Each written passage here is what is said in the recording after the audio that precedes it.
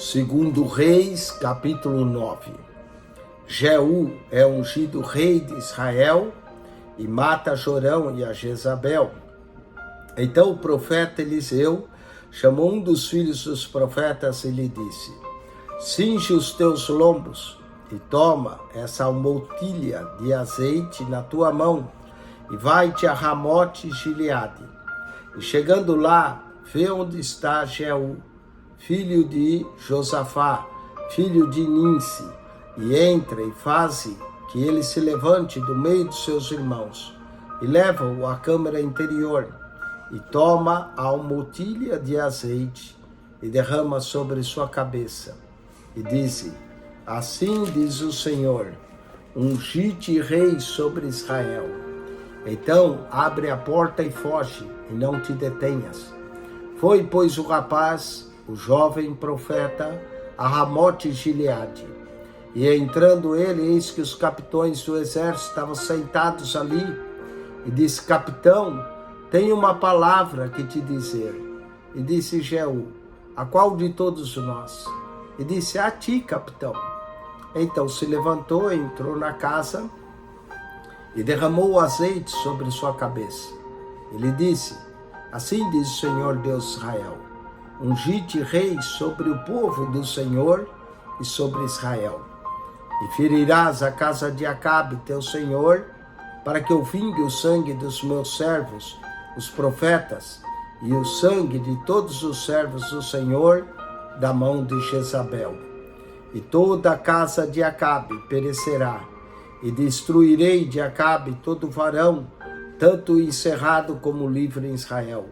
Porque a casa de Acabe hei de fazer como a casa de Jeroboão, filho de Nebate, como a casa de Baasa, filho de Aias. E os cães comerão a Jezabel no pedaço de campo de Jezreel. Não havia quem a enterre. Então abriu a porta e fugiu. E saindo Jeú aos servos do seu senhor, disseram-lhe: vai tudo bem? Por que veio a ti esse louco? E ele disse: bem conheceis o homem e o seu falar. Mas eles disseram: é mentira. Agora faze-no-lo saber. E dize: assim e assim me falou, dizendo: assim diz o Senhor, ungi-te rei sobre Israel. Então se apressaram e tomou cada um a sua veste e pôs debaixo dele, no mais alto degrau, e tocaram a buzina e disseram: Jeú reina.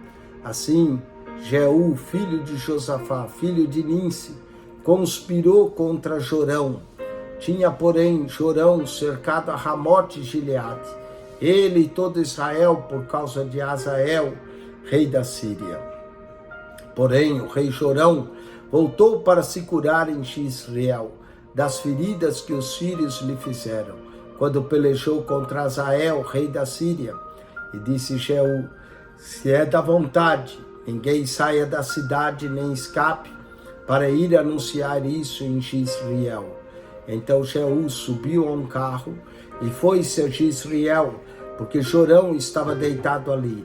E também Acasias, rei de Judá, descera para ver a Jorão.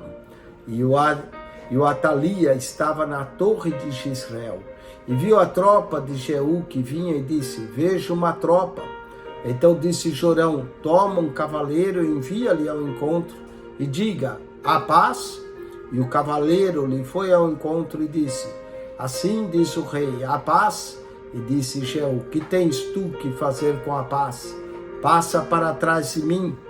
E o Atalaia o fez saber, dizendo: chegou a eles o mensageiro, porém não volta.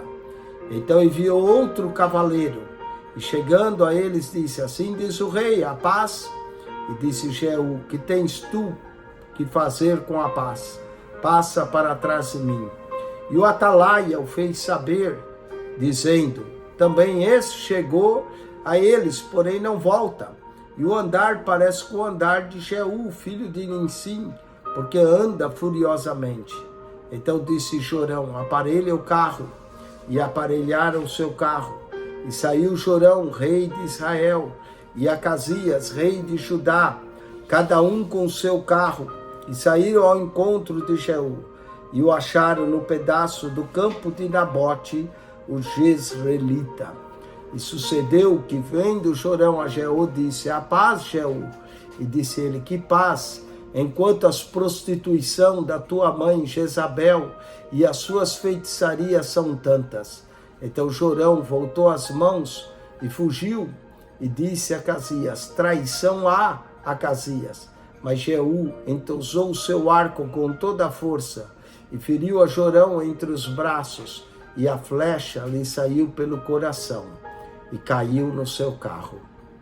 Então Jeú disse a Bidkar, seu capitão: toma e lança no pedaço de campo de Nabote, o Jezreelita, pois lembra-se de que indo eu e tu juntos a cavalo, após Acabe seu pai, o Senhor pôs sobre ele essa carga, dizendo: por certo que se eu não visse ontem à tarde o sangue de Nabote e o sangue de seus filhos, diz o Senhor, também não te pagaria nesse pedaço de campo, diz o Senhor. Agora, pois, toma e lança nesse pedaço de campo, conforme a palavra do Senhor. O que vendo Acasias, rei de Judá, fugiu pelo caminho da casa do jardim. Porém, Jeú seguiu após ele e disse: feri também a esse no carro, a subida de Gur, que está junto a Ibleão, e fugiu para Megido, e morreu ali. E os seus servos o levaram num carro a Jerusalém, e o sepultaram na sua sepultura junto a seus pais, na cidade de Davi. E no ano 10º de Jorão, filho de Acabe, começou Acasias a reinar sobre Judá. E Jeú veio a Jezreel, o que, ouvindo Jezabel, se pintou em volta dos olhos e enfeitou sua cabeça e olhou pela janela. E entrando Jeú pelas portas, disse ela: teve paz em Rim, que matou a seu senhor? E levantou ele o rosto para a janela e disse: quem é comigo? Quem? E 2 ou 3 eunucos olharam para ele. Então disse: lançai-a do alto abaixo.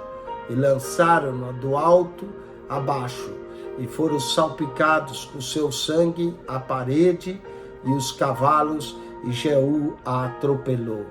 Entrando ele, pois, e havendo comido e bebendo, disse: olhai por aquela maldita, e sepultai-a, porque é filha de rei. E foram para sepultar, porém não acharam dela, senão somente a caveira, e os pés, e as palmas das mãos. Então voltaram e lhe fizeram saber. Ele disse: essa é a palavra que o Senhor, a qual falou pelo ministério de Elias, o tisbita, seu servo, dizendo: no pedaço do campo de Jezreel, os cães comerão a carne de Jezabel, e o cadáver de Jezabel será como esterco sobre o campo no pedaço de Jezreel, que se não possa dizer: esta é Jezabel.